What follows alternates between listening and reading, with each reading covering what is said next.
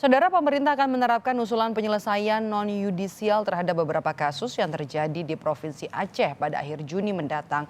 Lalu akankah rekomendasi tersebut menjadi titik terang bagi pekerjaan rumah pemerintah atau yang terbaik tetap menanti putusan hakim ad hoc? Presiden Joko Widodo mengakui terjadinya sejumlah pelanggaran hak asasi manusia berat dari 12 peristiwa masa lalu. Hal ini berangkat dari usulan tim PPHAM yang dipimpin oleh Makarim Wibisono. Dengan pikiran yang jernih dan hati yang tulus, saya sebagai Kepala Negara Republik Indonesia mengakui bahwa pelanggaran hak asasi manusia yang berat memang terjadi di berbagai peristiwa. Pemerintah mengakui sejumlah peristiwa seperti peristiwa 1965 hingga 1966, penembakan misterius, peristiwa Talang Sari Lampung, peristiwa Rumah Gedong dan Posatis Aceh, penghilangan orang secara paksa, kerusuhan Mei 1998, peristiwa Trisakti dan Semanggi 1-2, pembantaian Dukun Santet, peristiwa Simpang KKA Aceh, peristiwa Wasior, peristiwa Wamena, dan peristiwa Jambo Kepok Aceh.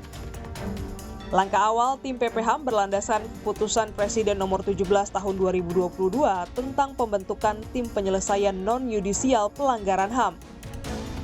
Merujuk ke Pres ini, penyelesaian non-yudisial adalah penyelesaian kasus pelanggaran HAM tanpa melalui jalur hukum. Alih-alih mengadili pelaku pelanggaran HAM, metode ini justru menekankan pemulihan korban melalui berbagai bantuan material, di mana penyelesaian non-yudisial ini bertujuan untuk pengungkapan dan upaya penyelesaian non-yudisial pelanggaran HAM berat masa lalu.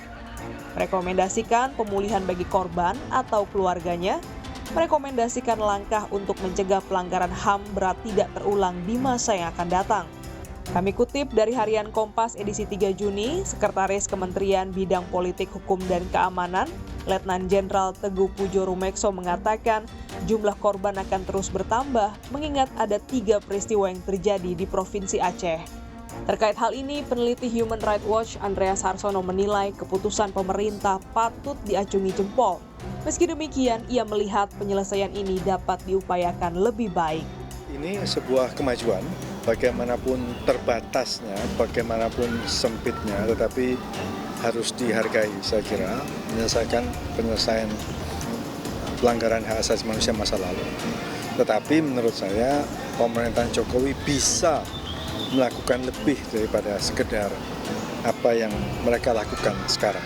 Sementara itu, Ketua Komnas HAM, Adnike Nova Sigiro menilai langkah yang diambil pemerintah dalam penyelesaian kasus pelanggaran HAM berat belum tepat untuk saat ini. Mekanisme non-judicial yang dikembangkan oleh pemerintah saat ini melalui TPPHAM, melalui PKPHAM ini, itu sebetulnya tidak ideal.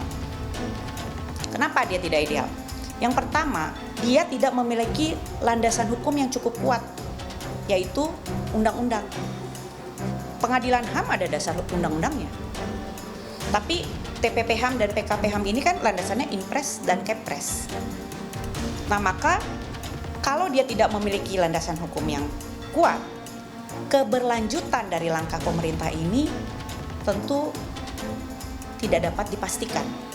Lebih lanjut, Komnas HAM menjelaskan bahwa berdasarkan tenggat waktu kesiapan dari kebijakan pemerintah terlalu singkat dan pemerintah harus menciptakan terobosan sebelum berakhirnya masa pemerintahan.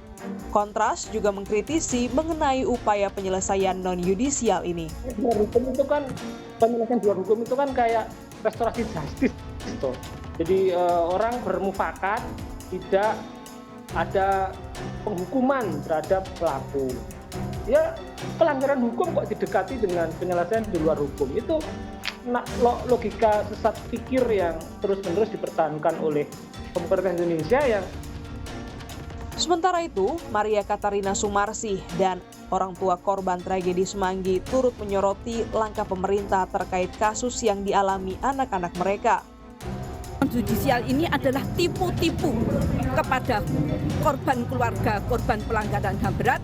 Masalah nyawa manusia akan ditukar dengan masalah materi, entah itu berupa bantuan sosial, bantuan jaminan kesehatan, kemudian bantuan pendidikan. Siapapun yang menjabat agar mempertanggungjawabkan tragedi Semanggi 1, Semanggi 2 dibawa ke meja pengadilan HAM ad hoc Trisakti Semanggi 1 dan Semanggi 2. Berdasarkan regulasi pemerintah, korban pelanggaran HAM berat memiliki 5 hak, yakni perlindungan fisik, memperoleh kompensasi ganti rugi dari negara, memperoleh restitusi ganti rugi dari pelaku, memperoleh rehabilitasi, pemulihan kehormatan, perahasiaan identitas korban dan saksi. Anggota Tim Percepatan Reformasi Lembaga Peradilan dan Penegakan Hukum, Suparman Marzuki memastikan pemerintah fokus menjalankan rekomendasi Tim Penyelesaian Non-Yudisial Pelanggaran HAM Berat masa lalu. Dan terkait penyelesaian yudisial dikembalikan kepada lembaga terkait. Memang kata penyelesaian itu mungkin terasa seperti ambisius gitu ya. Tapi tidak apa-apa karena yang dimaksud di situ adalah bagaimana menangani korban terkait dengan pelaku. Ya, siapa saja yang diidentifikasi dan memenuhi bukti sebagai pelaku, Kejaksaan Agung, Komnas HAM tidak perlu ragu-ragu. Ya, mereka harus bertanggung jawab. Nah, itu prosesnya ada di proses yudisial. Langkah pemerintah memang patut diacungi jempol. Namun kasus lain jangan sampai bobol. Yang terpenting adalah hak korban dipenuhi secara total. Publik dan keluarga korban menanti penyelesaian yudisial. Tim Liputan Kompas TV.